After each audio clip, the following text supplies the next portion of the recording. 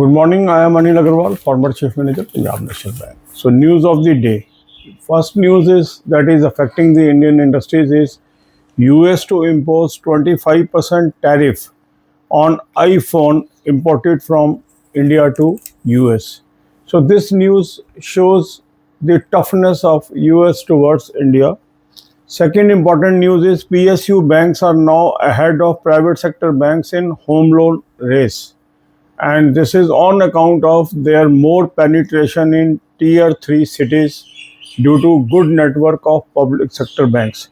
And third news is Canara Bank expect corporate loan growth to pick up in second half of financial year 2026.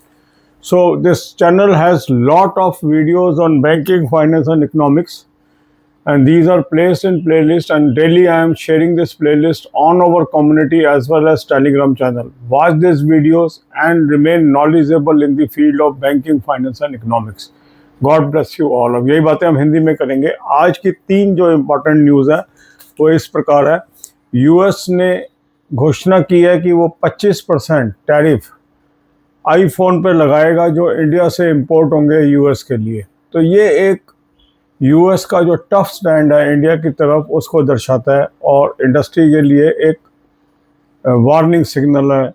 दूसरा important news है कि PSU banks अब private sector bank से आगे निकल गए हैं जहां तक होम लोन रेस का सवाल है, और इसके मुख्य कारण है कि जो टियर 3 सिटीज़ हैं, जो छोटे शहर हैं, उसमें जो पब्लिक सेक्टर बैंक्स की रीच है वो होम लोन पोर्टफोलियो को बढ़ा रहा है।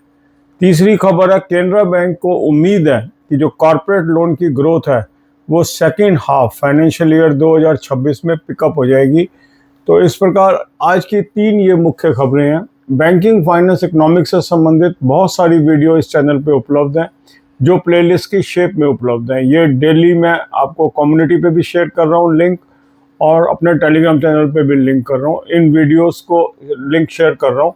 इन वीडियोस को देखिए और हाईली नॉलेजेबल बनिए in the field of banking, finance and economics. God bless you all.